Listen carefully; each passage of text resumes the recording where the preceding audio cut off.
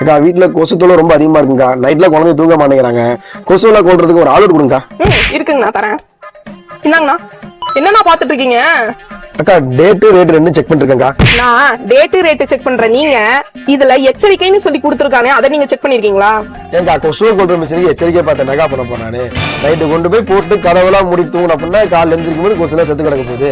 இதுல கொடுத்துருக்க இன்ஸ்ட்ரக்ஷன் படி யூஸ் பண்ணா ஆல் அவுட், இல்லாட்டி ஆளே அவுட். ஆனா நிறைய பேத்துக்கு இந்த மிஷின் எல்லாம் எப்படி யூஸ் பண்ணுங்கிறதே தெரியறது இல்லைங்கண்ணா. அதுலயே எப்படி யூஸ் பண்ணுங்கிற இன்ஸ்ட்ரக்ஷனோட தான் கொடுத்துருக்காங்கண்ணா. அதுல doors and window should be kept open while using அப்படின்னு கொடுத்துருக்காங்க.